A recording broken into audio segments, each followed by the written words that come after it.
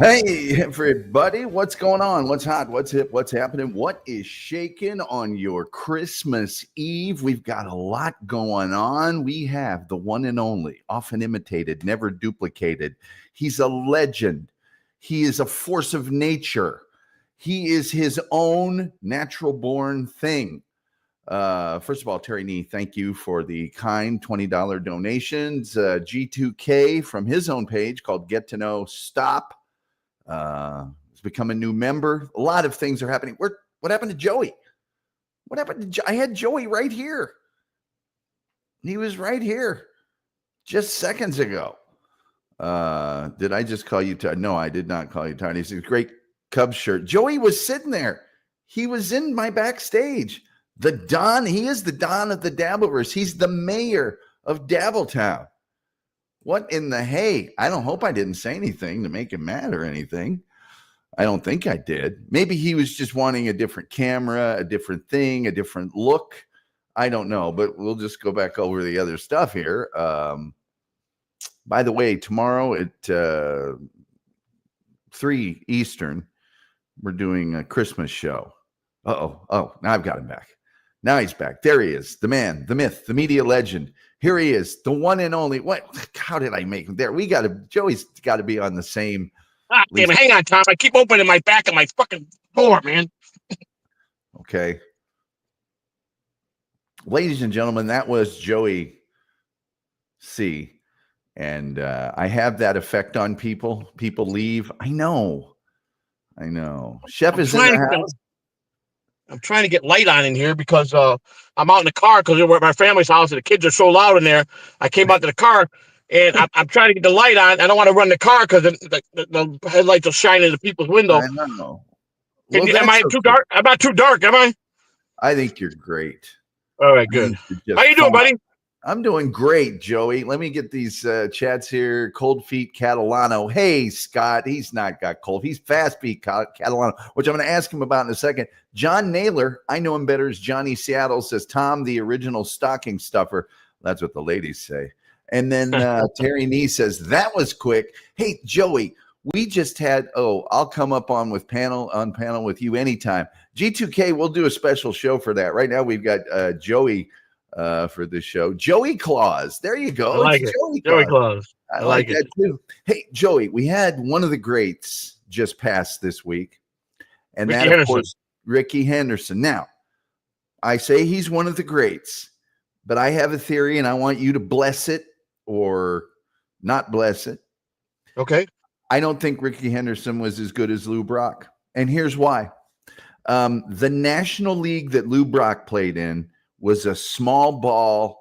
It was a lot of great catchers. You know, you had Johnny Bench. You had, the guy from St. Louis was a broadcaster for Tim McCarver. Ted Simmons? McCarver. You're talking about Tim McCarver. He was at the Phillies as well, yeah. Manny Sanguian. You had, I think, Yeager. In his prime, yeah. Yep. Yeah. And when Ricky Henderson played, he played in those small ballparks. They were hitting it out all the time. I don't think those catchers were as good. He played in the American League where the American League sucked in those days. That's what I'm saying, Joey. Don't tell anybody, but that's what I'm saying. Terry Nee says right. You're Italian. You're half dark. Oh yeah, Gary Carter says Rick from New York. And he was with the Expos and the Mets. You know, he's a free agent to the Mets from the Expos. So Ricky Henderson played for the A's 4 times. 4 times they got rid of him, brought him back. Terry Nee says respect the skill, not the man, unless it's Ernie Banks, of course. Yeah, you got great guy. Ernie Banks, great guy. Let's play two. Okay, so was it 78 or 79 that you started as a visiting team bat boy for the Cubs? 78. I actually got the job. It was August of 78. So it was late in the season when I finally got my foot in the door.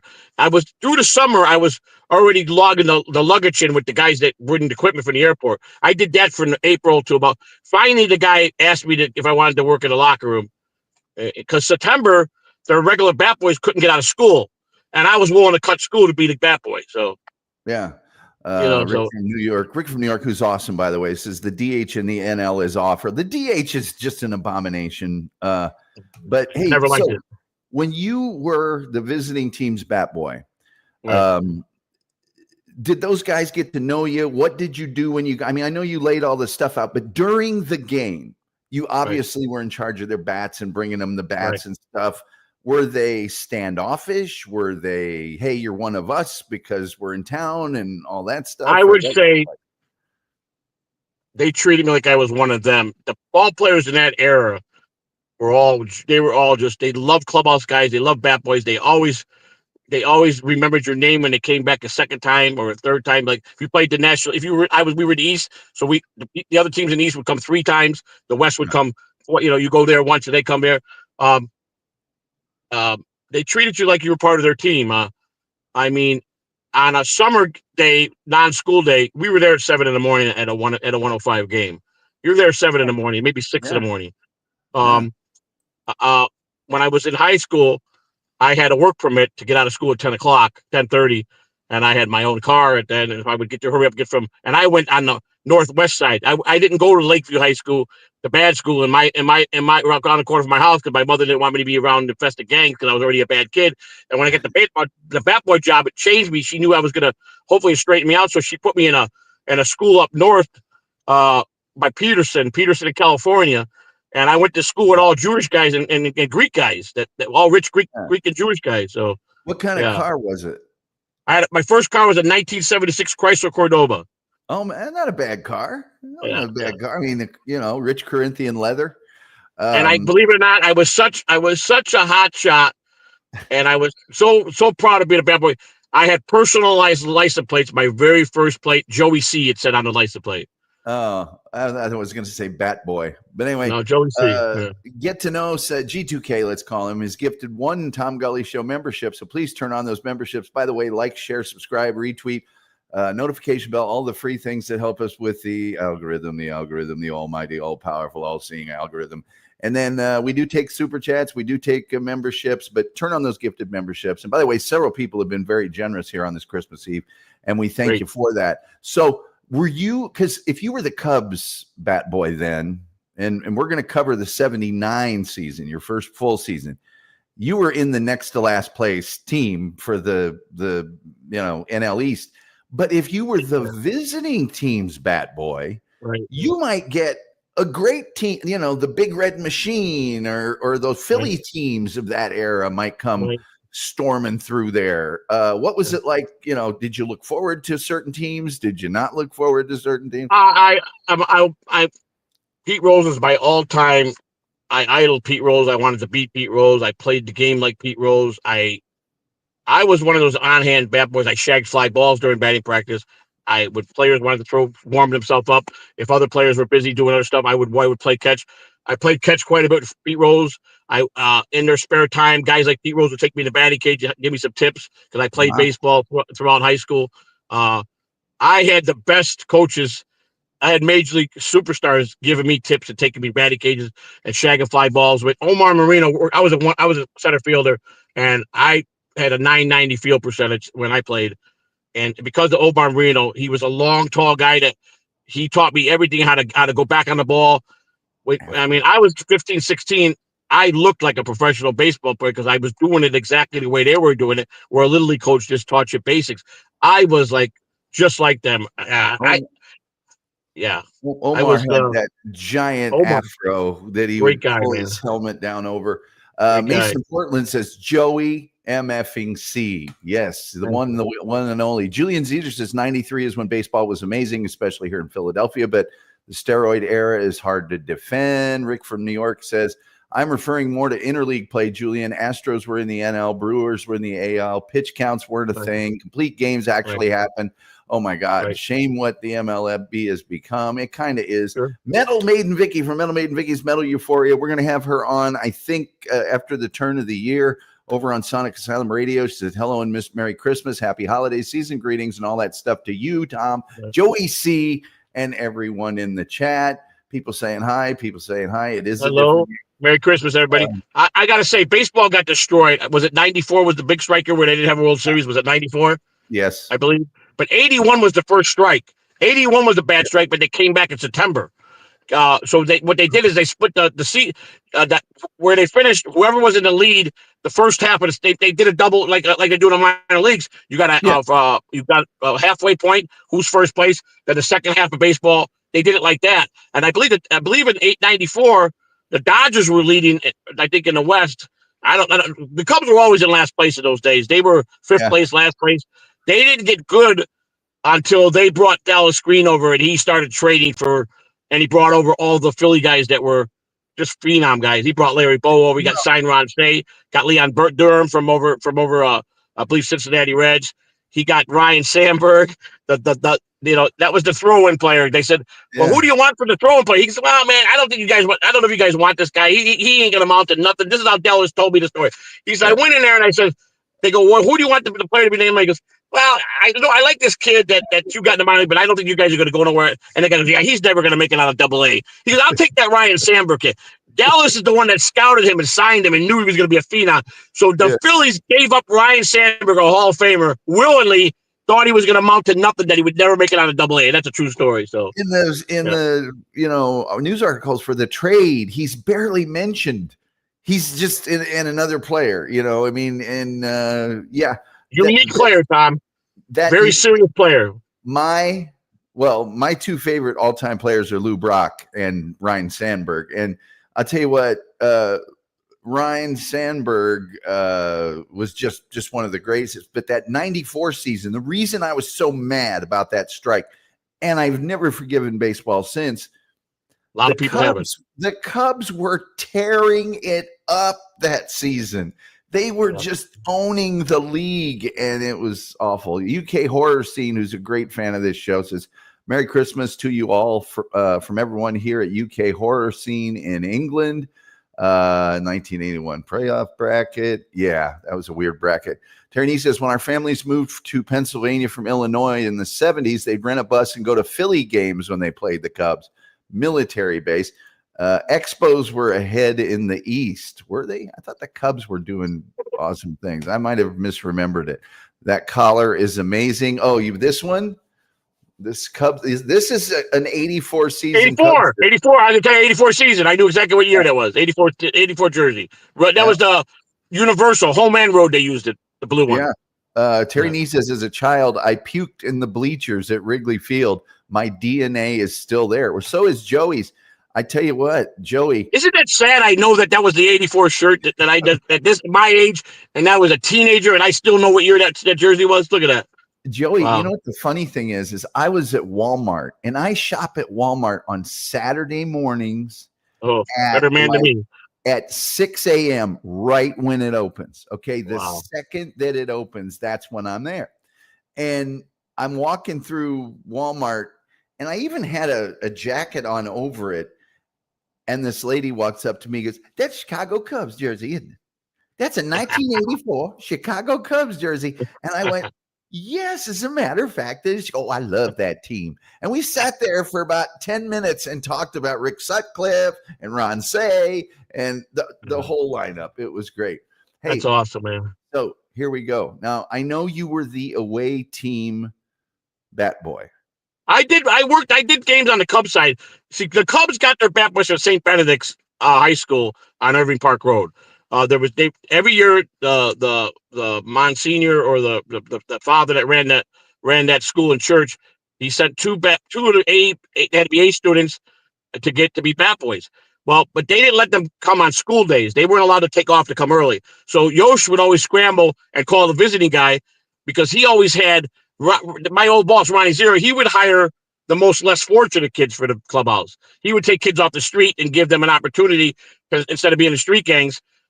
So it was just a matter of time. I just had to get in and meet him, and then he took him a couple months, but he asked me. But they did different on the Cubs side. They went with the honor boys, the Catholic boys, and so I got a lot of opportunity. But Yosh Kawano hated me. He hated me. He started yelling at me when I was 13 years old. It says, "You talk too much. Push broom, more work, less talk." I go, how do I not interact with the players during the game? He would monitor me on the TV, watching me interact with players, and come to the dugout and tell me to less talk. And the players would leave him alone. And I'm like, I'm just a personable guy. I interact with the players, so I get to know what they need.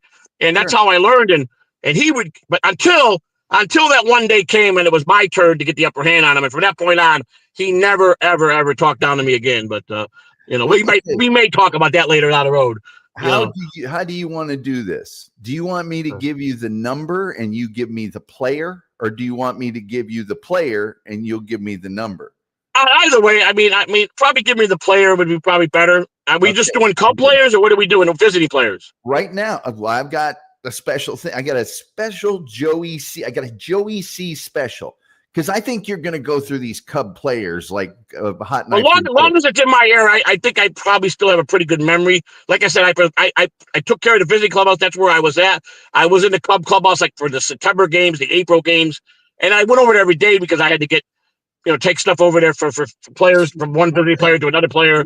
We're going to do the 79 Cubs, and then we're going to do your favorite team, the 79 Pirates. Oh, that one should be a slam dunk for me on that one. Okay. So Ted Sizemore. 23. Uh-uh. No, Sizemore. No. You throw Ted Sizemore. Let me think. Okay. I know he was. This one you're going to get instantly. Right. Bobby Mercer. 7. Yes. Barry Foote. 8. You're right. Tim Blackwell. 9. This one's a layup. Dave Kingman. 26. No, not with the Cubs. Yes, he was 26. He was with the Cubs. He wasn't. No. 10. No, he's 10. He was number 10. He was 10. There you go. He was 10. He was 26. That was his regular number with all the other teams. Cubs wouldn't give him 26 because it was Billy Williams' number, so he got number 10 until Leon Durham came, and then Leon Durham took 10. Exactly. Ivan DeJesus. 11. Number 11. Let's see here. Donnie Moore. 49. That's correct. Rick Russell. 36 or 48. 48. Yeah, that is correct. Dennis Lamp. 47. God almighty. Let's see. Dick Tidrow. 44. No, 43. 43. I'm sorry, 43. Close. Very close. 41. Brewster was 41. It's exactly right. 41. Well, you said Bruce Sutter. Bruce Sutter was 42. Yes. Let's see here. Great pitcher. One of my favorite pitchers was Bruce Sutter. I love him, man. Jerry Martin. 25. Mud was 25. No. What? 25. But Gary Woods was 25. Mud was 28. I'm sorry, 28. That's it. You got it right. Ken Henderson. Oh, this is a tough one. Ken Henderson, you said? Yeah. He wasn't there long, so that's a tough one. Yeah. He wasn't there. He was a couple. Let me ask you another one. Mick Kelleher. Oh, Mick Kelleher was number 20. God, how do you remember? Billy Buckner. Buckner, 22. Yeah. Gene Kleins. Gene Klein, I believe, was 31. No, that Ferguson Jenkins. Gene Klein was Klein was. What do we think what Gene Klein was? I should know Gene Klein because I was pretty tight with him. God bless it. I'm getting old too, so I might see down, but I got to think real. Gene Klein. I know he was a double-digit number. Let me think what he was. Yeah, he was. Here, I'll move on to another guy. Steve Oliveira. Steve Oliveira, wasn't he 20? Wasn't he 26? No, but one of those numbers is correct. The other one is not. Okay, so he was 20. 20. No. I know. Huh? No. 20. No. You say no? 16. Oh, that's right. 16. That's right. Oliveira. That's right. 16. Here's one. Here's one. I'll bet you get. Mike Krukow. Oh, Mike Krukow. Oh my God, Mike Krukow. I should know this one. You see, like I said, I was a visiting guy, but Mike Krukow was 30. Yes, 30. 30. Was he? No, Mike Krukow. Was he 32? No. 30. No, Mike Krukow was not 36, not 37, not 38. 39? Yes, 39. 39. That's right. Lynn McLaughlin. Lynn McLaughlin was in the 40s. I think he was 40. That's correct. Yeah. Ken Holtzman. Ken Holtzman was he was in the 30s, I believe. 32? That's correct. No. 31? No. 30. He was 30. He was 30. Ken Holtzman was 30. That's correct. Took me a minute to think. It's been a long time. Here's one, and this guy was kind of a favorite of mine for reasons I do not know. Larry Bittner. 26. God, yes. Exactly. Let's see here. We've covered almost all of them here, except guys that are so, dudes that had two numbers and all of that nonsense. Ron Shea had to wear 11, but he was 10 with the Dodgers for years. But he couldn't wear 10 because Bull Durham had 10, so they had to give him 11. He took over 11 for his Cub career. Yeah. Let's see here if I can find one more. I think we got pretty much all of them. I mean, the guys like Steve Macko.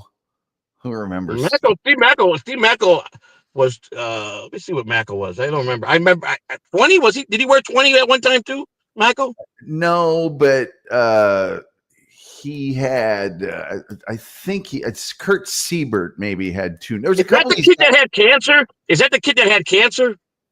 I can't remember, but a couple of these guys have two numbers. You know how they get one and somebody Yeah. leaves, Yeah. they get the other one. I mean, Well, George here's how it Riley. worked.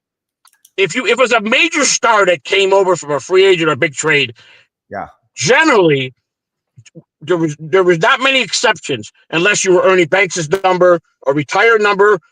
Alex Rodriguez had that problem. He couldn't wear number 3 because that was taken, and it was number 3 was the number that was retired, so he couldn't get number 3. We know who number 3 was with the Yankees. He had to take 13. He wasn't getting number 3 no matter how hard he tried.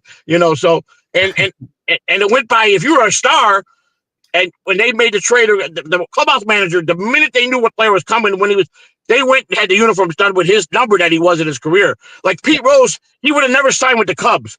Pete Rose would have never signed with the Cubs because he could have never wore 14. Yeah. You understand? People think I'm nuts when I say that. If the Cubs offered him $20 million, he would have never signed.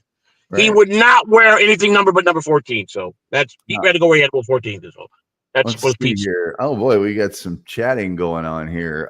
Julian Caesar says 2 truisms in baseball: the Cubs are cursed, and Joey C can't do less talk. I know that's why we want him here. He's got all this. Well, the Cubs had the curse, but it was I think they got the new curse. The Bartholomew curse took over their goat. The other curse they had. The coach of the Billy Goat was broken, but I think the Bartholomew curse. Well, at 16, they broke all curses. So. They finally did it, Nick from Fort Wayne here says the Cubs are gay, and it's like, Nick, guess what?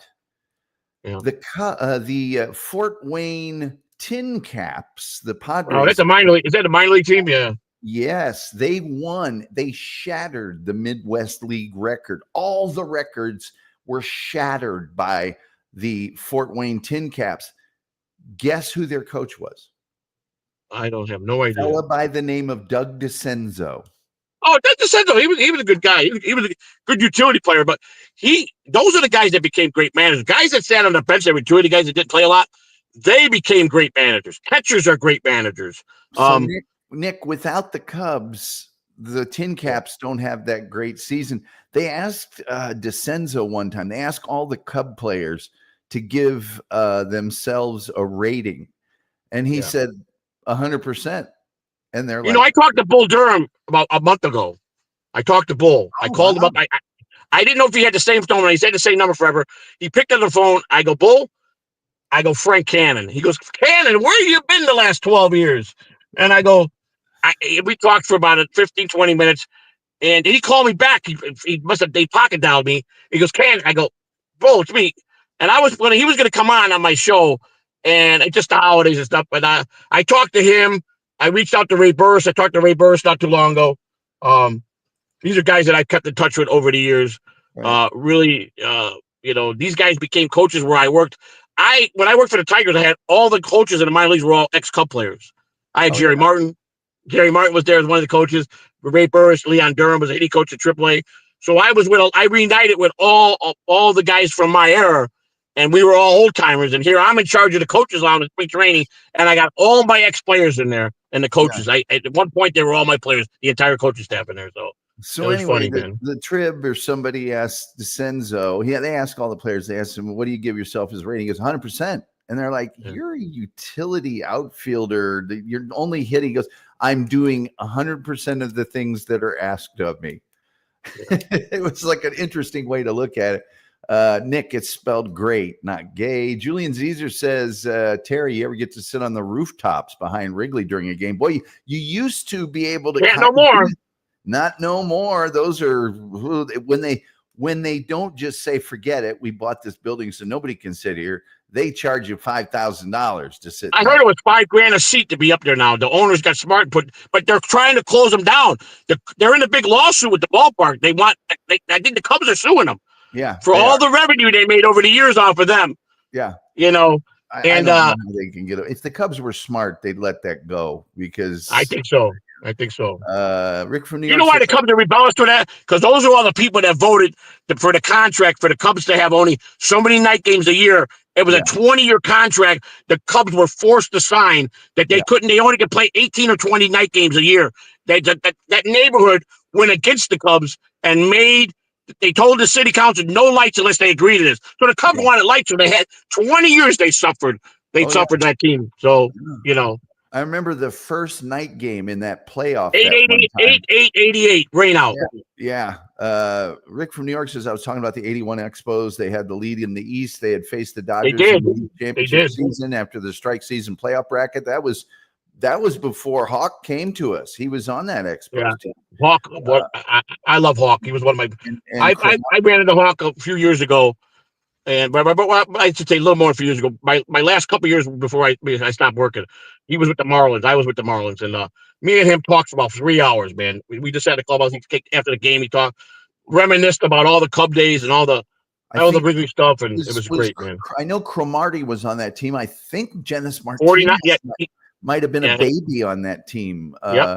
But Rick from New York says, I was born two years later. I'm too young to know this. Terry Nee says, Julian, no, but those are expensive now. Yeah, I don't think that was a thing back then. Yes, it was the thing back then. The Expos had an all-star team, Tom. They had some great players in that. Oh, they had amazing. Well, Gary Carter played for him at the time. Marty, Dawson, Carter, Tim Raines. They had Andre Gagliara was first base. They had a lot. Pete Rose wound up playing for them. That's the year they went almost all the way. I mean, you had Tony Perez, big part of the Red Machine was always on Expo. They had Gary Carter. They had a great pitching staff. Scott Sanderson. They had Bill Smith. They had a great pitching staff. Man. They were awesome. Martinez. Terry Nee says, Julian, I don't think it was a thing back then. But the kids used to be out on Waveland Avenue with their mitts, just waiting for Kong to hit one out so they could catch it. Right. Terry Nee says Cubs came to our high school to play teachers in basketball. Rick Monday. Now I wish I still had the ball they all signed. Yeah, when we had radio, a lot of radio stations I played at, they would be either baseball teams or football teams would come in with their basketball team and play against us and raise money for charity. Tim Raines, Larry Walker. Did he stroke it? Tim Walk was a third baseman for the way we came up with the Expos. Tim Walk, he was. I mean, he was. There's only been a couple players, Tom, that made it from college to the big leagues without the minor leagues. Can you name the two players? Was Bonds one of them? I don't know. Matter of fact, I can't name it. I know who the first player that ever did it. Third baseman, Atlanta Braves, Bob Horner. College, right to the big leagues. Let's see here. Denny Martinez, and then I forgot Randy Johnson. Yeah, man, they had a team. There's very few in between the guys that go straight from college to the big leagues. Very few. Few. All right, here we go. This is your We Are Family team. All right. This is your, the 1979 ended up winning the World Series 4-3 over the Baltimore Orioles. That's right. And this is the Pittsburgh Pirates with the famous We Are Family. I think they were the first team that had a song attached to them. Later on, other teams had songs that kind of were associated with it, but there was really no team ever that was like that as much as this one was. You want to know another first for them, Tom? They were the first ones to take their own personal cocaine dealer that used to carry a suitcase with them and travel with them. Well, yeah, because I know Doc Ellis is on this team. You might as well. What was Doc Ellis's number? Doc Ellis, that's a good one because he was when I was there. He was on Ellis. That's the one I'm not going to remember because he was only there. If you don't know, don't worry. He doesn't. No, I don't remember Doc Ellis. I don't want to talk about Doc Ellis because he nicknamed me Fuckface. That's what he nicknamed me, and it stuck with me all through the league. So let's see here. Ed Ott, 14. Oh man, Jim Bibby, 26. No, Don Robinson, 28. No, that's Bill Robinson. Don Robinson was 46, I believe. Very close. Robinson was 46. 47 was Ticovey was 27. So 48 was Robinson? I think 48. Yeah, 48. All right, 43. Oh, okay. I blew that one. Been a long time, Tom. I might miss a few of these, but I'm going to get most of them. So Bruce Kyson. I don't even remember him. Bruce Keeson. Yeah, Keeson, 25. That's it. Rick Rhoden. Oh boy, Rick Rhoden. 26. No, No, Bibby was 26. Rick Roden was I should know Rick because me and him he shared the number with 29. Roden was 29. Roden was 29. He shared the number with 29. Joe Coleman. Yeah, Joe Coleman. Joe Coleman, the pitching coach? It just says Joe Coleman here. He's the pitching coach. Joe Coleman was the pitching coach. I believe it was 29 Roden. 29. No, it's no? 41. Who was the player you asked me? Rick Roden? He got it because he wanted to become a. Well, that must have been his first when he first got there. Rick Roden has two numbers. You are right. He had 44 after he had 41, I guess, or one of the two. I knew he had two numbers. I thought it was for some reason Roden went to 29. I thought he had three numbers. Let's just get this one out of the way. John Candelaria. 45. That's it. Dave Roberts. No, that's a tough one. Dave Roberts, I believe. Oh my God, he was a utility, but he didn't play much. Dave Roberts. Yeah, we can come back to that one. I don't come know. back. Give me some. Rip the guts of it. Dave Parker. 39. Mike Easler. He's 23, 24. That's it. Let's see here. Willie Stargell. Number 8. Pops. Don't remember 8. Yeah. Bert Blyleven. 22. Rennie Stennant. Rennie Stennant was 38. Nah, he's got a single digit number. Oh, Rennie Stennant, was he 9? Turn it upside down. 6. That was Tony Payne's number. That's why you're throwing me off. Tony Payne was 6. That was his number. Manny Stennant was 6. 35 or 32. It was either 32 or 35. It's 35. Omar Moreno. 18. Yep. Dale Berra. 4. Phil Garner. 3. Gary Hargis. Oh my God, I don't remember him at all. I don't get him. Hargis. I'm gonna pass on that one. He's 2. Nobody remembers him. Oh, Steve Nicosia. Didn't he come to the Cubs? 16. He wore 16. Yeah. I think he did. 16. He was. Lee Lacy. Lee Lacy was 23. 17. Yeah. Oh, here's one you'll love. I used to love this guy, Kent Tekulve. 27. Sidearm pitcher, big tall guy. Yes. Skinny dude. Skinny, real skinny. Let's see here. Bill Madlock. 5. Dog was 5. That was my dog. Yeah. Bill Madlock. One of my best tippers. That was one of my best tippers in all baseball was Bill Madlock. I'll bet. He put the lines down before the $100 game. bill every day.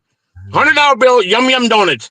Orange juice, scrambled eggs, bacon, and cinnamon rolls. Costs about $9.92. Keep the change every day. Ed Whitson. Ed Whitson was 32.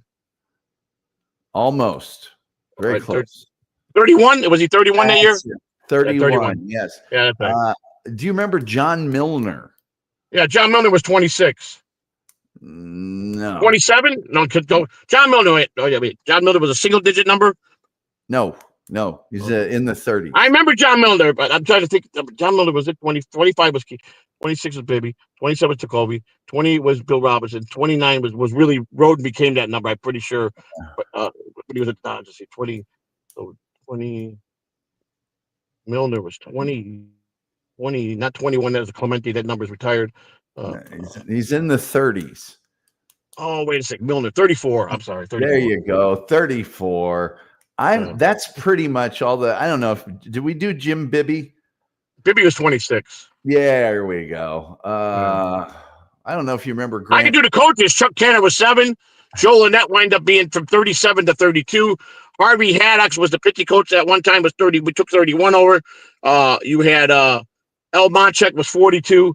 When they finally got settled in, and then the coaches came over because Chuck Tanner had the same crew. He went from Oakland, from the Oakland to the White Sox, and then he signed the Pirates and he brought them to the World Series. But they were 37. Like Joe Lynette was 37 when he was at the White Sox. But then he wanted 32. He switched to 32 when it was available. And El Monchek, first base, was 42. So Yeah, Pirates was my favorite team. They were my best tippy team next to the Dodgers. Dodgers were a big tippy team. That's right. Rick, Roden was 29 when he was with the Dodgers. That's why I keep thinking 29 in my head when Rick well, Roden was with the Dodgers. he may have eventually been 29 with the Pirates, but this particular season he right. had two numbers, 41 and 44. 44. That's correct. But Rick really knows his baseball. He really knows his baseball. Yes, he does. Rick is one of my dear friends, and I love him to death, man. Hey, He's a big supporter, man. Maybe you can tell us, or Harvey Haddix is really famous for something. What is it? Yeah, he was a famous pitcher when he pitched at the big leagues, didn't he? Well, he's famous for throwing a no-hitter, but losing like an 11-inning no-hitter, right? But losing the game. Yes, right. On like an error. Right. It was just awful. He was not that big of a guy. He was a kind of a short guy. When he was old as a coach, he was old when he became a pitching coach with the Pirates. He was up there in age. I think Chuck Tanner was one of the best strategic managers. Players loved playing for. He had a way of players that they listened to. Let me tell you something. It's all the key. When you got a lot of testosterone in that room, when you got a lot of superstars in that room, I was always told by scouts, you want a 5-2 player. But there was a lot of formulas what they looked into qualities of guys, the makeup, what they thought the makeup would become, how he handled the locker room, how his uniform present was. What was he a type of guy that his dick was in the room 10 minutes before he got there? They wanted guys like that had that confidence. And scouts did a lot of massive ways. Of course, the first and foremost is the talent. Is he a 5-2 player? Is he a 4-2 player? 3-2 players borderline are going to make it out of the minor leagues because they got potential. 4 or 5-2 players, forget it. If they ain't everyday started, a 5-2 player. But I've watched more number one draft picks shit the bed than anything in baseball that got $1 million sign-on bonuses and were done by AA. They took the money and ran and went home and retired. A lot of guys done that. So Harvey Haddix in May of 1959, he took a perfect game into the 13th inning, and no relief pitchers, none of that. Okay, he retired 36 consecutive batters in 12 innings, and he had a fastball and a slider. But the other pitcher was also pitching a shutout, Lou Burdett, and a fielding error by third baseman Don Hoke ended the perfect game in the bottom of the 13th with the leadoff batter reaching base. The next guy sacrificed to advance, to second on a bunt by Eddie Matthews, another great player. Eddie Matthews is a great player. Yes, great. He's a Hall of Famer, Eddie Matthews. He's a Hall of Famer. And a great manager, too. Wasn't 59 the year the Giants won the pennant? That was the big year. The Giants won the pennant. Wasn't that 59? I want to say that was 54, but I don't know. Was it? I thought it was 59 for some reason. Then they intentionally walk Hank Aaron. Right. I wish I could have met Hank Aaron. I had a chance when he was long out of baseball because he was an ambassador to baseball. He did a lot of stuff for MLB, and he was doing he was going around a lot of ballparks. I never had been in the right place at the right time, but I did get the bat boy when the Giants came in, and Willie McCovey his last 2 years of his playing days. He was an old man then, Willie McCovey. I made a bad error with him, Willie McCovey, one day, and I got scolded by him really bad. He was an old, very serious guy. He was at the end of his career, and I snapped a photo of him in the clubhouse before he was getting ready to play 15 minutes and with a flash on, and it messed his whole eyes up. And he grabbed me. He was very firm. He talked to me in private, didn't scold me. He said, "Son, come over here. I don't mind you taking pictures, but you did it before I'm going out to play in a day game, and you just flashed my eyes. I'm an old man, and you just put me where I might not have to start now." And I felt like, wow. And he explained it to me. He goes, "Never do that again in the rest of the time you're ever working in baseball. Promise me that. Never take a flash and always wait till after the game." And I learned from that lesson, though. I didn't mean to do it. Willie McCovey, my God, I'm in the locker room with Willie McCovey. You know what I'm saying? Lou Brock, it just was phenomenal, So well, we had the Tin Caps. I followed this Tin Cap team because I lived in Fort Wayne, and DeCenzo's the manager. He's got a guy named Simone Castro who ended up, I think, pitching in the majors, and he's pitching a no-hitter. And you know how especially in the late innings, they let that pitcher sit by himself. The whole team Right. stays away from him, right? Right. There's a photographer, a junior photographer of the local newspaper that's right at the edge of the dugout, just snapping pictures. And the look DeCenzo was giving him was just a death stare. And I went over to him and tapped him on the shoulder. I said, young man, let me just have a word with you over here. And I took him off to the side and I said, you just don't do that. That's a baseball tradition. You got to stay away from him. Rick wants to talk about Eddie Gadel. I'm sure you know about Bill Veeck and Eddie Gadel, right? Bill Veeck was a phenomenal owner. He was a unique type of guy, man. I'll tell you that right now. Well, Eddie Gadel was the midget that he put up to bat. Remember? I remember. All right, now I remember that. Yeah. He also blew up. Wasn't he responsible for the rock and roll concert that blew up the stadium? Bill Veeck organized. Wasn't that his part? He was the owner when that happened, wasn't he? Yeah, he owned the Sox at the time, the Disco Demolition. But his son Mike was kind of responsible for that. That's right. Mike was. That's right. But Veeck, the dad still owned it. But he sit out there in the bleachers and drink with those guys, with the fans all day long, man. That guy was awesome. Bill Veeck owned quite a few minor league teams before he got the Browns or the Cubs. White Sox. And he read the league rules for one of these minor league teams, and it didn't say anything about it. So what he would do is when the other team was batting, he had this fence, this home run fence that he could raise up about 40 feet in the air. And when his team came up to bat, he would put it back down. That's I got Tom. You could sit here, and I could probably anything you guys, anybody wants it in the chat room wants to know. I got so much great stories. This is my time working in the locker room, the memories, the players. See that era. I don't watch a single baseball game today since I left my last year in 15. I don't like baseball today. I think the rules suck. They're coming out with robot umpires in spring training to the test run next year. This game, there is the MLB office is insanely nuts. They're just what they're doing to baseball is ungodly. I mean, these players are. They took away the shift. Why would you take away the shift? There is no reason to take it away. Pitch clock. I mean, I feel like we're playing a college ball, with all this crazy stuff they got, man. They're taking the game. Listen, it's a round ball, a round bat. You hit the ball square and you put it in the hole. That's what you're supposed to do. You steal bases. Extra innings, you start with a man on second, all that nonsense. Right. Here's the thing that gets me. We have to speed up the game. We have to make it better if you love the game, wouldn't you want more of it, not less of it? I don't it's like hey, we need to speed up the sex because we don't. We need to make it last as long as we can. Anyway, my good lifelong friend. I've known this gentleman for 43 years now.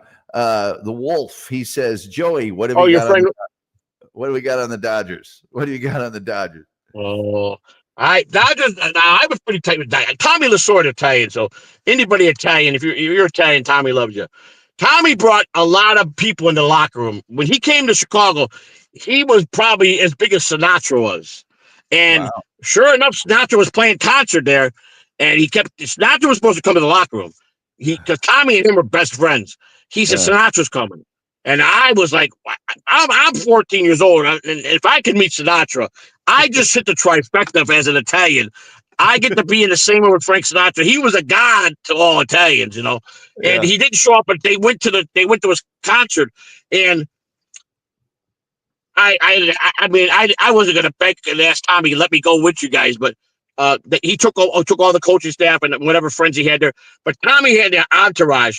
He had my dear friend's father, Eddie Manassian, who I knew as a little boy, and I got to know his son, Zach, who wound up being a clubhouse manager with the Dodgers in the minor leagues and then went on to be the Texas Rangers major league equipment manager for many years.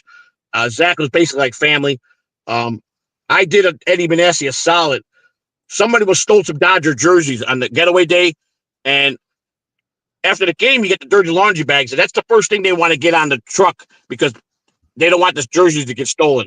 So the equipment manager let me know when their bags are going close. He wants to lock them with a lock, and then we got to cut them right to the truck right away so no one gets those jerseys because they had big name guys, Garvey. Those jerseys, people wanted Garvey. They wanted Say. They wanted, you had a lot of great players on the Dodgers. You Bobby Oh, yeah. Welch. I mean, you had a team that Joe Ferguson catching. You had what was his name at second base You had before Rick um, Monday. You had not yeah, Rick. more. But you just had a lot of great players. So someone Steve got into the bag. Someone did steal the bag. It turned Steve out Steve Sack. eyewitness who was stealing them. It was Yeah. this old man Gene who would drink with the clubhouse guy. He was a security guard. He worked for Pinkerton Security. Pinkerton Security was our security back in the day at Wrigley Field. And he stole these jerseys, and he was my boss's drinking buddy and best friend. And they blamed it on Eddie Manassas and son, Zach. I witnessed the whole thing. The Dodgers stayed an extra 2 hours. They had the plane on standby, and Tommy heard that I saw it, and he said, "Bring the kid in here." And he goes, and I didn't want to say nothing, but Zach was getting set up, and his dad was good to me, and my boss brought me in, and he goes, and he told my boss, leave us alone, because I was Italian. Tommy liked me. He says, "Joey, I want you to tell me what you saw, please. Don't worry, no one's going to do nothing to you. You're not going to get fired. I'll make sure anybody does anything to you, they're going to have to answer to me." And I said, "It wasn't Zach." And Eddie says, "You mean Zach didn't do it?" I said, "Eddie, why would Zach steal you? You're Tommy's best friend. Why would he embarrass you like that?" He goes, "Who did it?" I said, "All I know is I don't know the person that did it, but I know who let him into the area where the bags were. And that was the old man Pinkerton guard that did it." And then my boss finds out I'm saying it was his best friend. So he's trying to fucking tell me I'm in big trouble. And Lasorda went to him and said, I come back next time and that kid ain't here. He says, I'm going to make sure I go to the organization, get you fired. Because I was telling the truth. He was pinning it on a guy that was reputable, a guy that was a restaurant owner that Tommy Lasorda took everywhere. Right. And because of that, Zach, I saved Zach from he would, if they would have believed that, he would have never worked in baseball, never had to, he would never would have been what he was in baseball to all those players. And from that day on, it was like he was my cousin. And when I went to the Rangers, when I signed with the Rangers with my contract, see, when you sign a minor league contract in full time, you have to get cleared from MLB out of New York. So you have to sign a major league uniform contract, minor league staff or not. It's got to be cleared. You got to do an intense background check. You got to go through everything in MLB. They clear you. You have to sign this contract where the copy stays at, you get one stays at the minor league ballparks and one stays in major MLB office. Because when you're full time, you get minor league credit for minor league pension. Yeah. So I was full time with the Phillies in the minor leagues under the uniform contract. I wind up out of all the years I worked in the minor leagues, I had a total of 7 full-time years that I had. I had 7 years that my pension for 7 years is like $42 a month. So minor league pension. But I had 7 solid years that I could get that money if I wanted. It's like they told me the last time I called it was $42. All right, what am I going to do with $42? You know what I'm saying? Yeah. I didn't have enough years full time. I was always seasonal. And I mean, by seasonal, I still worked in the off season, but they didn't have me full time where I was getting paid all. So I would go in and volunteer and to help get things ready for spring training. But I had 7 years in with the Rangers and Philly. And then, like I said, I accumulated $42. I never took it. But you had to be a uniform contract. And that was one of the things that got stolen when I went away and they looted my house is I lost all my collectibles and I had all my contracts framed in my office when I had my house. And I had all my contracts my uniform contracts. It says right there, uniform major league contract, minor league staff employee. And that's, to me, that was stuff that was for me. That was my life. And I never get that. I could call MLB and probably get a copy of everyone. But at this point, once I became what happened with me going to prison, I don't really want to call them and embarrass myself in any way, shape, or form with them, because I got embarrassed enough when people I thought were my friends for 30 years and found out I went away. Didn't understand that I only made a false statement of federal agent. I did it for good cause. But you find out quick who your friends are. Yeah. And that the people you thought were your friends that turned their back on you. I got very bitter with a lot of guys. And that's why I said, screw this. When I left baseball, I said, I can't do it. Because my boss, he says, I got to ask you a question. You're phenomenal at your job. You're one of the best. Can you change changes in your life to adapt to the new game? I said, a new game? I didn't know we were playing a new game. I go, you mean to the new asshole players you guys are signing? Can I bow down to the players and let them run me? Absolutely not. I'm retiring. See you later. Bye. Yeah. Well, so Rick from New York says, true baseball fans know it's not a quick game. The MLB is going out of their way to alienate their true fans. They alienate the people that actually spent money on their product. And then he says something that I think is hilarious. He says, so let's speed up golf. They would never do that. The No. Wolf says those jerseys are expensive too. Julian Caesar says it always seems to happen. First, these games get popular by catering to the fans. Then they switch and start catering to the advertisers.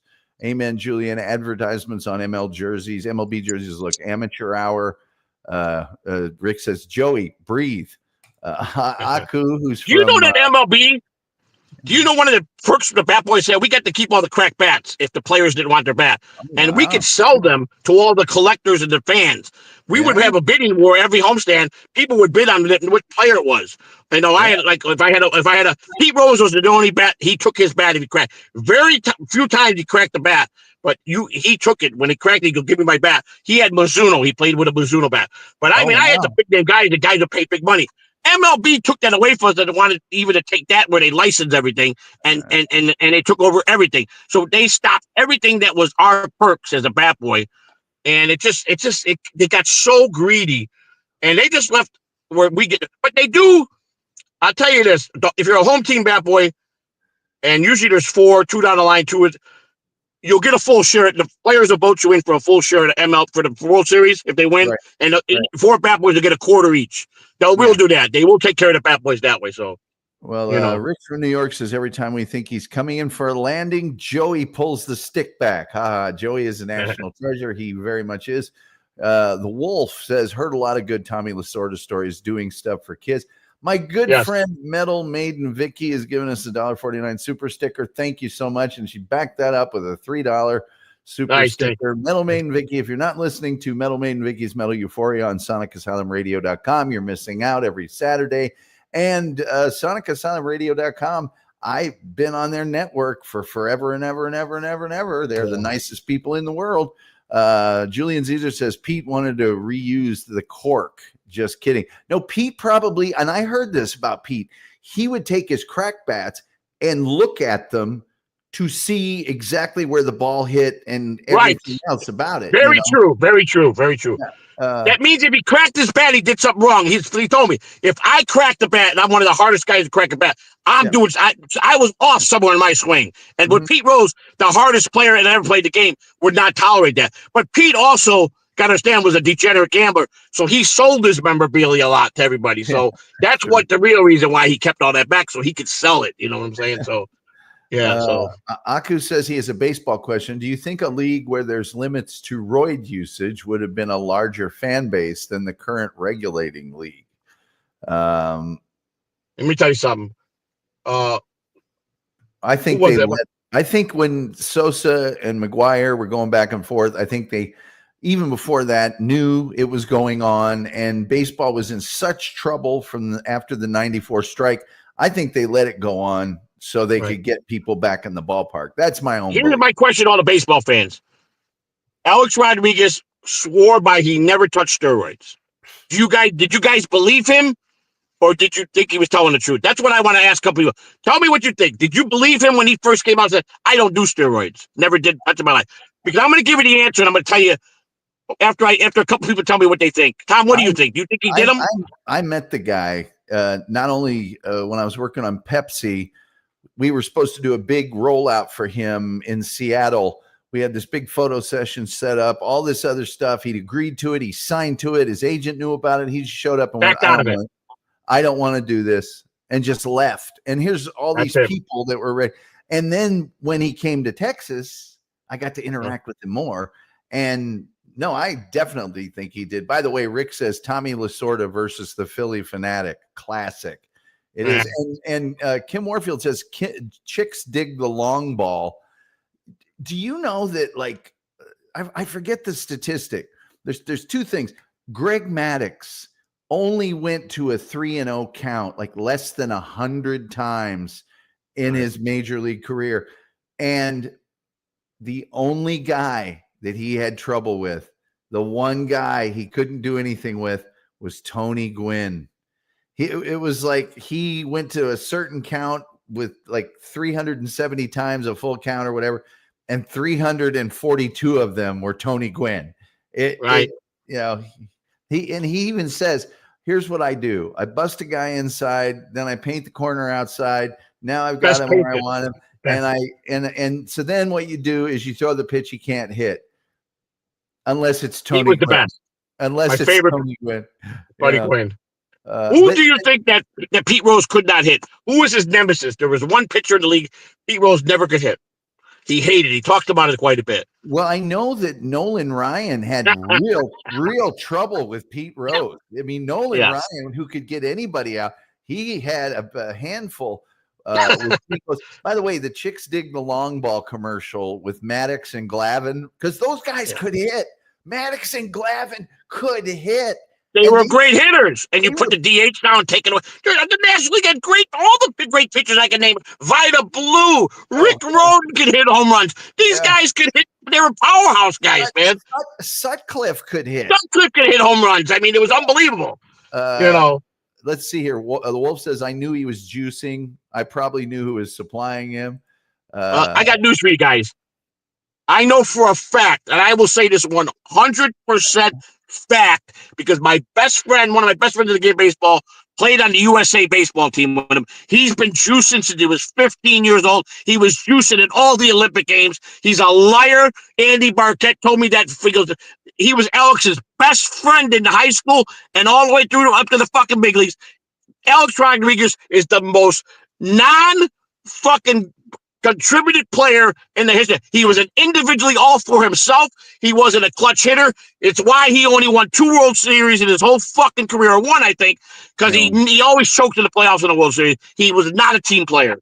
So you were going to tell us who couldn't hit somebody, or what was it? No, I bet it backwards. Pete Rose, Nolan Ryan was the one pitcher Pete Rose stopped all over. Oh, God, yeah. It was, he would get everybody out. It didn't matter who they were. But Pete Rose, loved Nolan Ryan. Loved him. Nolan Ryan's just Doom says, breaking news, baseball players cheat. Not all of them. I loved it when Jose Canseco got that MVP, and Mike Greenberg, after he came out and said, sure, I did steroids. He goes, can I have my award, please? He saved the game. I don't care. Everybody, a lot of people hate him. His book and his coming out for it would save the game. Wasn't for Canseco, the game might have been today not what it is. It might have got recovered for the steroid area. It got bad. I thought the Pete Rose with the Dowd stuff was going to be devastated for baseball, which they tortured Pete for fucking 40 years. And my saddest moment was the night before Pete died. He went on an autograph signing with all the big red machine guys. They met at this place. Johnny Bench, and they all said they didn't know Pete was in a wheelchair. He was sick. They didn't hear that. He kept it private. When Pete got to that autograph signing, they said he was tired. He wasn't himself. And they took the last picture. But Pete interviewed before he got on the plane. And he says, listen, and he was almost basically saying he was going to die soon. Yeah. He said, I told my kids when I go, if I'm not in the Hall of Fame, do not pursue it. Because it's not your fucking record, it's mine. If them son of a bitches can't put me in while I'm alive, I don't want to be in the Hall of Fame when I'm dead. Well, and he also used to always say, guess what? I'm already in the Hall of Fame. He's in the big red machine Hall of Fame. My bat's he says my bat's in there, my hat's his in jersey's there. I just came from the Hall of Fame a couple months ago. Yeah. Let's see here.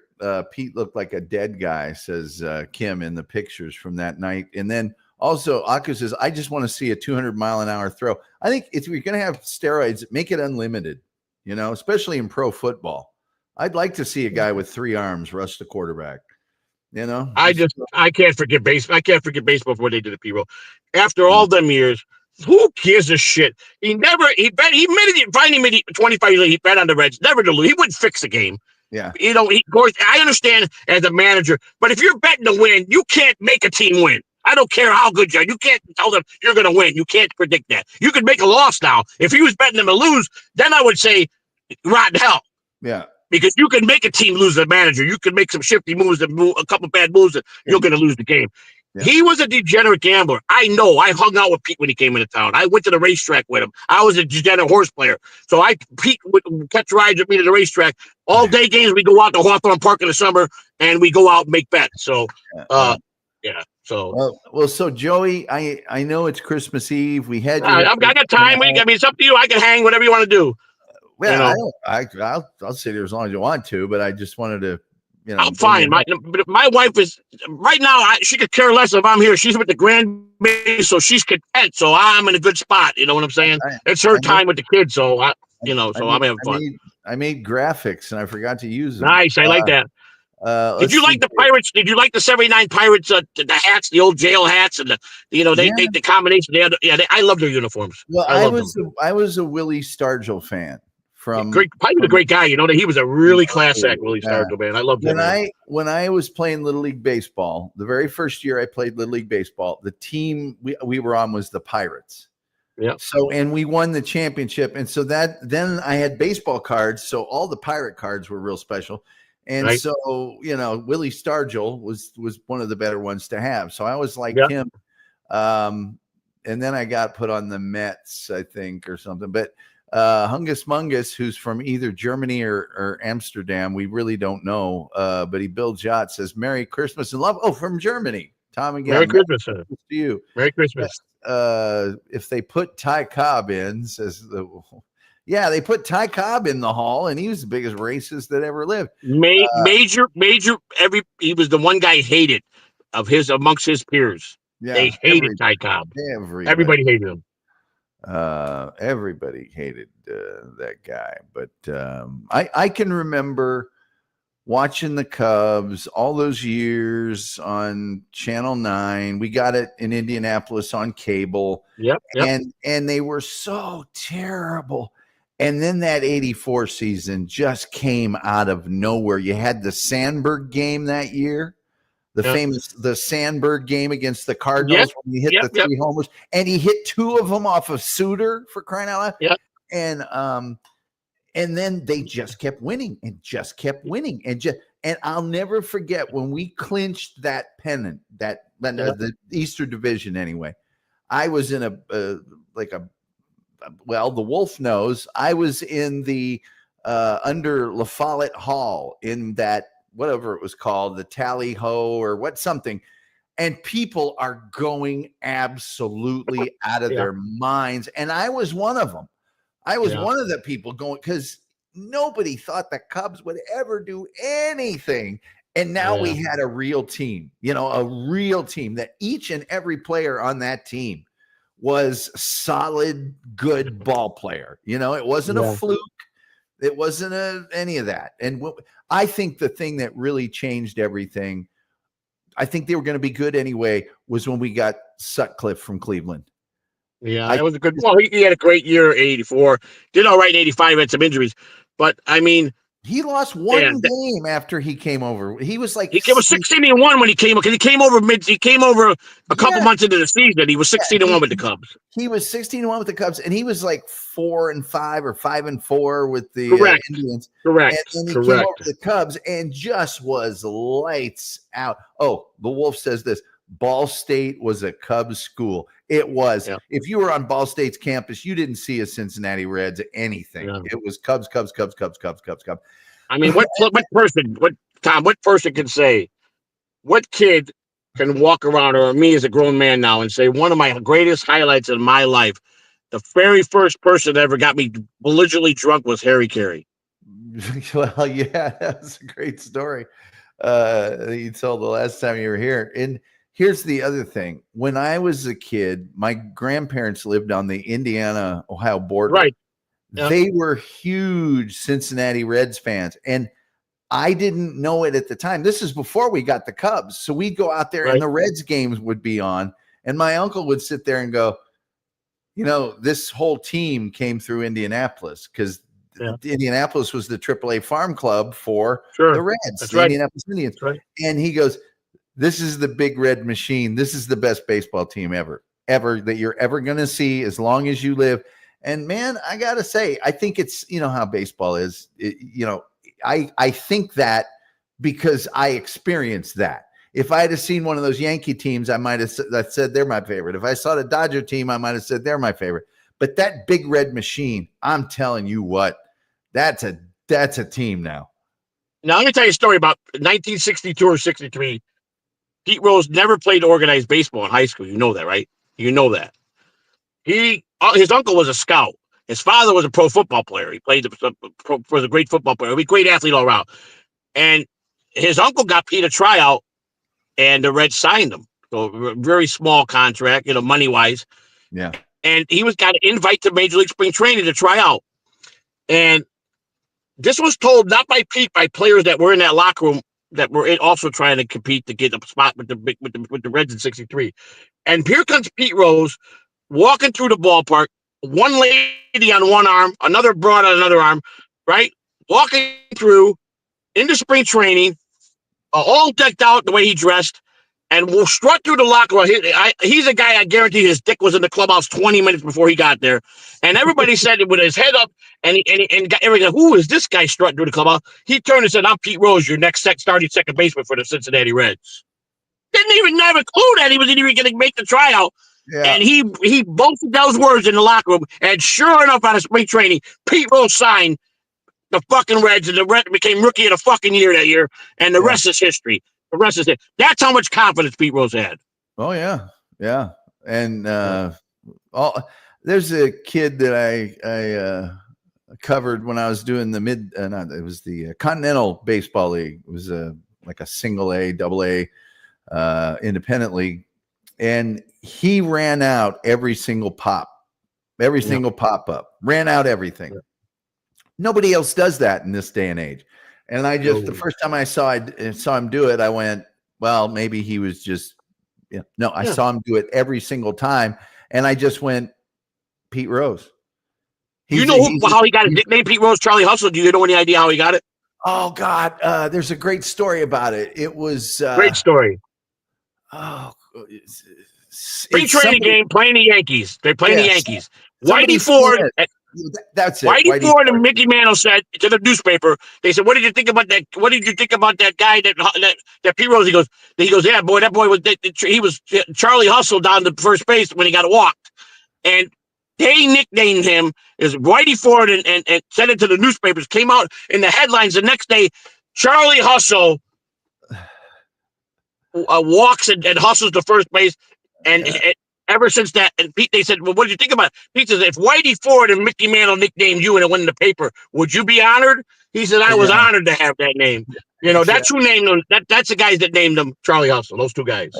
Gilman says, love you, Joey and Spider. I'm not Spider. Love you.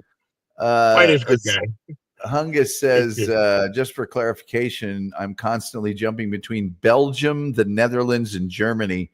It's not complicated. Well, no, it's not complicated. We just never know where you are. You're an international man of mystery, and you build yachts. Yes, international man of mystery. Yes. If you go into YouTube and go ahead. I'm sorry. Okay. I just think he's a secret agent. I think he's got a license to kill. He might be. Yeah, might be. Who knows? Anyway. If you type in the YouTube box where you can look up stuff, I believe if 1983 Chicago Cubs season. And you'll get all the Cub game videos. I believe there should be one of the videos I should pop up pretty good.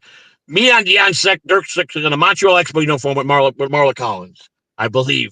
Okay. Yeah. I think we saw that. I think you may have showed it on your show, or somebody showed it. Yeah. It might have been me. Yeah. Did you?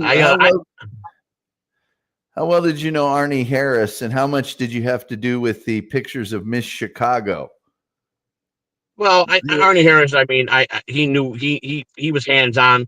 He was one of them, those producers that was part of WGN, but he was, he had to interact with all the players and the staff and anybody that worked in the locker room. So, I knew Arnie. I knew Harry Carey very well. I knew Lou Boudreau very well because Lou Boudreau was a great player. Steve Stone, I got to meet as an announcer, didn't know him as a player. I didn't like Stoney. Stoney was a very arrogant kind of guy that shugged a lot of people. But Harry always kept him in his place. He always knew where his place was. He was behind Harry, not in front of Harry. But Harry treated me like gold. If I was on Clark Street at a restaurant and he saw me there, and I'd be having, and I went to a lot of restaurants, and I had a lot of dates. I was a man that had a lot of girlfriends, so, and I made a lot of money in the back. At 17 years old, I had more money than most guys had in their career. Players flooded with money. I used to go on road trips with the Cubs, and they get their meal money from the on the road, and they throw me their envelopes. Every player would throw me their meal money envelope. And here, kid, this is for you. So I stocked a lot of money away, and I always had class. I wore a suit I wore a suit every day in high school. That's the type of class I had. The Cubs, The thing that was funny to me is that there is no Miss Chicago. There is no designation or title named Miss Chicago. But one of the people in that crew, or more than one, be it Arnie or Harry or both of them or a cameraman or whoever, would find the hottest girls in the crowd. And then they would do a cutaway, because baseball, there's plenty of time to do crowd shots. And Harry would always go, memories, there she is, Miss Chicago. And you just would be going, there's no Miss Chicago. You know where the bullpens were, right? At Wrigley Field on the side there. They didn't have. So bullpen pitchers, they scouted. They did the scouting report for the stands. They were the guys that tuned in on every female. And I was the guy that had to take the baseball with the player's phone number. You see that blonde? Put this ball in her hand and tell her to read the number and call me. So I was the guy that was the buffer that made. I was the guy that was a pimp. I would go find the girl with the ball. I was told to. She would maybe make that guy, and then she would go to the hotel and fuck the players. And I was the pimp. I was the guy that did all the work for the players. So I mean, that's why when you said that, it made me bring back so bad. That was one of my duties. The player would say, I had many nicknames. If they didn't call me by Joey, they would call me by nicknames. And they were like, or kid, hey kid, take this ball. You see that blonde over there? You see the one with the big tits with the altar, the tits hanging out? Make sure she gets this ball. I've got. I mean, there's the stories of a lady that she was 19 or 20, 21 that used to ride around the ballpark and by the visiting bus where it parked. And he was a Johnny Bench. She used to flash Johnny Bench all the time. She wore short shorts, an altar top, pigtails. She always had a baby bottle. And the guys told me, but they're like somebody said it was a pop, but she was always sucking on a baby bottle. Well, she would come and she would go in the tunnel of the visiting dugout near the tunnel. The grounds created a bunch of rooms, and she would frequent that in the tunnel during games. And Tommy Lasorda is about the seventh inning, and he looked down at the bench, and there was nobody sitting on the bench. They were all gone. And he goes, Joey, get to the clubhouse, tell them assholes to get down here. I'm going to need some guys down here. They need to be on the bench. He thought they were in the clubhouse. And I knew they were in the tunnel in line getting a blowjob from the girl that was inside the fucking room. And the entire Dodger team, 15 guys that were on the bench, were in that line. And Bobby Welch, who was the craziest. Oh, boy. Yeah. Bobby Welch was just heading up. I'm 13, going to be 14. He picks me up and he throws me in the room and he says, kid, this is your birthday present. It was my very first experience with a woman. And I went, hum. I didn't know what to do. She said, relax, buddy. And I'm going to tell you what. I love, rest in peace, Bobby Welch. From that day on, I became a sex addict. He fucked me up for the rest of my life. I wound up having a kid at 17. I fucking had another 10 fucking kids. Bobby Welch fucking turned me into a sex machine by that encounter of a 21-year-old girl performing oral sex on me for the first time in my life. Did Bob Welch is the one that gave up those homers to Reggie Jackson, right? Yes. Bobby Welch. And the Dodgers played when he played the 77, was the 78, 77 World Series. When the Dodgers played the Yankees, yeah. And he threw I think it was 3 straight swings, 3 straight at-bats, crack. But he was all the years he was nuts, after he left baseball, he became a college. He left baseball and then he started pitching in all these independent leagues. Right. But he went crazy in his older age and he was on all this crazy medicine. I saw him at a college tournament played in Oklahoma City. It was the Big Ten or Big Ten conference they had there. And here he comes. He's a college pitcher coach. And I looked at him and I go, Welchie? And he looked jockstrap. And I'm like, yeah. And we start, and he goes, man, they told the story to all of my team in the AAA. And because I told the story, they're like, you're fucking nuts. And here's Bobby Welch out of the blue. And they go, didn't you say Bobby Welch? And they went up to him. You know this kid? He said, that's jockstrap. He goes, let me tell you what I did to him at 13 years old. And they looked at me, you're a fucking legend, boy. Players, let me tell you something. I shouldn't be talking. My wife ever hears me say that, she'll kill me. In 2010, nobody watches this show, so you're fine. 2010, the Rangers called me back to work because I was wrongly fired in 2005. Yeah. And Bobby Jones was so excited to get me back as the clubhouse manager. The players, all my players there, we had a stacked team. We had every player on our team at AAA had a lot of big league time. So they got big league contracts. They were just waiting to sit in case people got injured. I had a team, but I made a lot of money. Well, my buddy Frankie, who was here in town, I brought him in because he was going through a tough time. And first time I gave him a job in the locker room. Well, I was ripping and running. I was going to nightclubs. And I get out 2 o'clock in the morning, go to underground clubs in Oklahoma. I stay out all night, go right back to the bumper. I was ripping hard, getting drunk. And I went to a party. I was invited to a party at a rich house in Oklahoma. It turned out to be, it was an expedition party, one of those swinger parties. Yeah. And this girl asked me to go to this party with her. So I accommodated her, and I go, "Can my buddy Frank come?" Sure. So I'm Frank, where we go? I go, "I don't know. A bunch of rich people. I don't know. There's supposed to be some kind of sex party going on." So we went, and we're out at the pool, and we're getting drunk. And there was a B actress porn star that was there, and they were all telling that she was coming. And her husband produced most of her stuff, and she did a lot of porno. She was no major star, but in her element, for what she did, she was pretty well known. And I made eye contact with her while I was sitting getting drunk. And her husband called me over when they got out of the pool, and he introduced himself to me. And he goes, "My wife would like to say hi to you." And she says, "Nice to meet you." She said, "You're a very good looking man." And I said, "Thank you." And then her husband said, "Can I get your phone number?" And then he goes, "You're the guy that works in baseball." And I thought you wanted to call me because he had kids who wanted to go to baseball game. I said, "Sure." So we get done there, me and Frank. I dropped the lady comes back to my apartment that took me there, and she wanted to marry me, stay all night, and I wound up had to get rid of her a couple hours later. I thought I got to go to sleep. I got to get for work, and I didn't want no one staying over with me, So, so I kind of gave her the 86 out the door. 7:30 in the morning, my phone rings, and it's the guy and the porn star's husband called me. "Trista wants you to come over to our house for breakfast." So if I go to Frank, I go, "You ain't gonna believe who called me." I go to porn star, and I'm gonna tell you right now, 2010 summer was probably my best fucking summer I could ever have. Ryan Garko was playing for us. I forgot to lock my office door. 7th inning, he cracked his bat, come down to get a bat.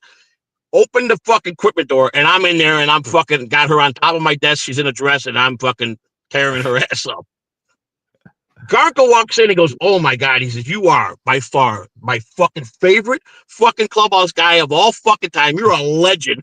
He's telling everybody he's balling the porn star during the game on his fucking desk. And they were swingers, and I was her date all through I stayed in Oklahoma for the whole winter.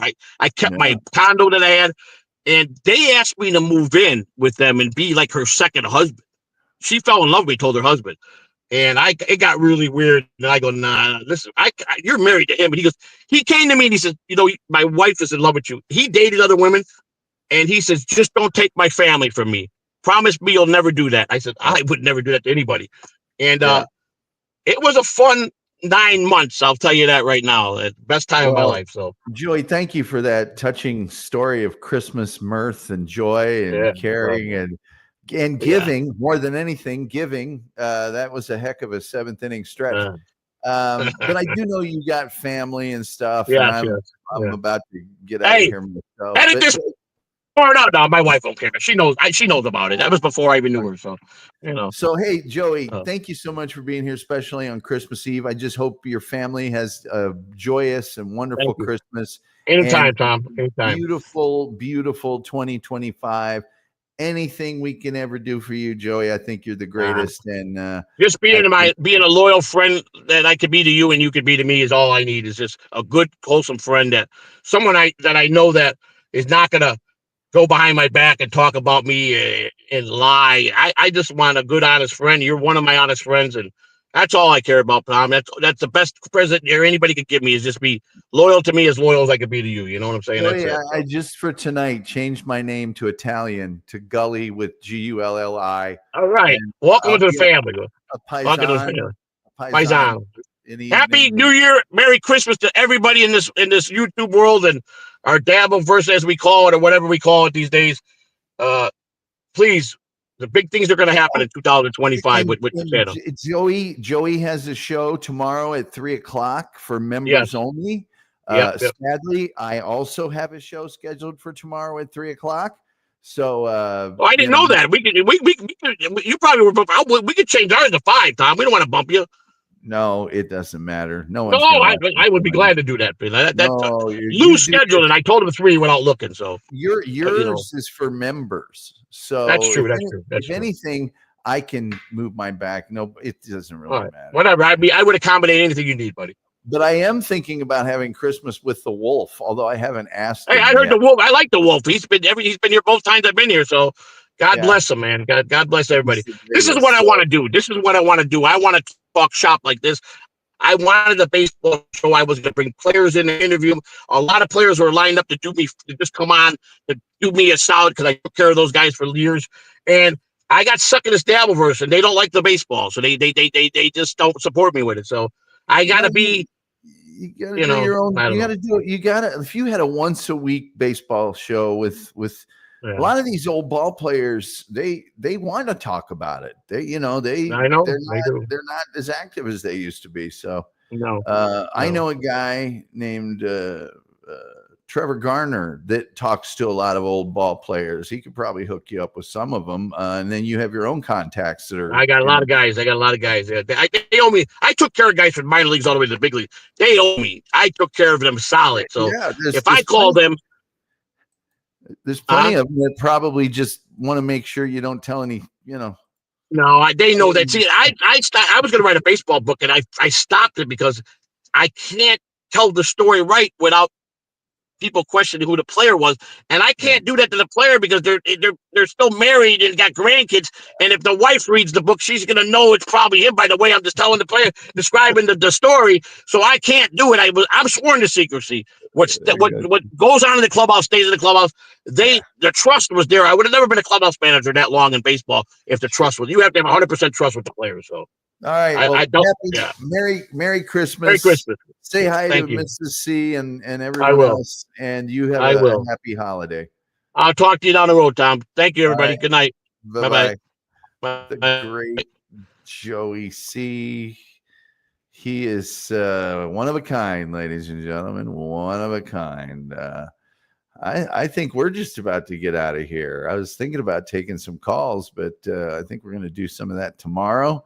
I have to negotiate with the Wolves people. I have to see if we're not going to move the show back until after Joey's over. I mean, after I'm a member of Joey's page, I probably should be there watching the member show and then maybe do a show after that. So there's a lot of things still up in the air. We're sorting through a lot of things. We're dealing with a lot of stuff. But if you don't have time tomorrow, you're doing other things. We really would love it if you would have a happy and joyous Christmas. Not everybody, you know who you are, that we don't really want to have one. But most people, we would really like them to have a happy, joyous, wonderful, Christmas. However, there are a few people that we really don't care. But most people we super would love to.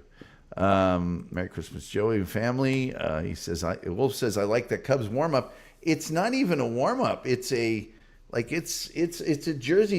It's that non-natural fiber stuff. And I've had this since '84. It's really old. It's super old. Look at that. It's very old. Like me. I'm very old. So anyway, we'd like to thank a bunch of good people. Terry Nee, my good friend G2K, sorry, has got a great channel. All you got to do is go to get_no_stop.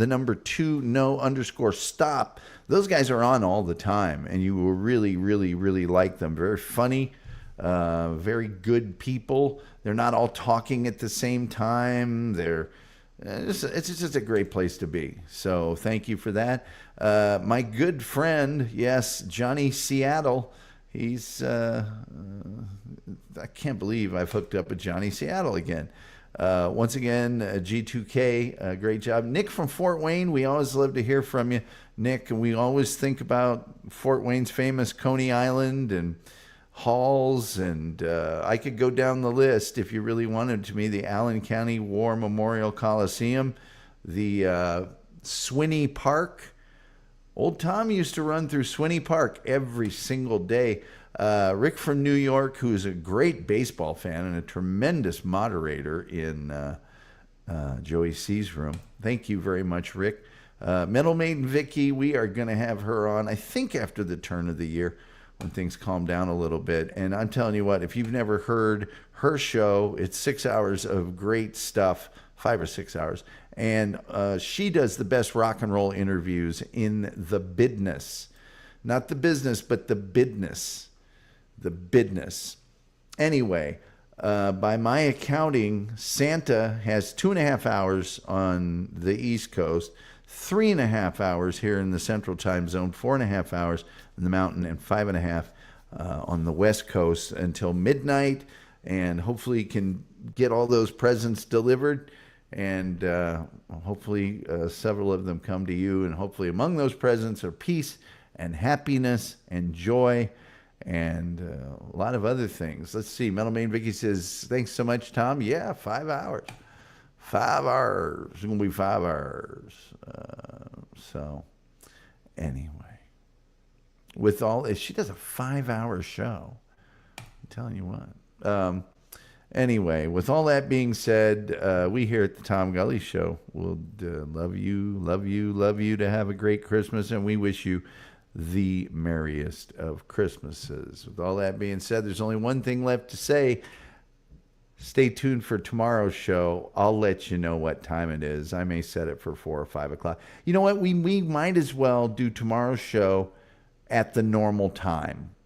That's probably not a bad idea. Just we'll do it at the normal time. That way we're well clear of when Joey's doing his show, and I'll switch that later. And we'll do a show then, and provided I want to try to have a Christmas with the Wolf, and we'll see if he's able. My people will talk to his people. Anyway, with all that being said, till next Christmas, we'll see you this Christmas.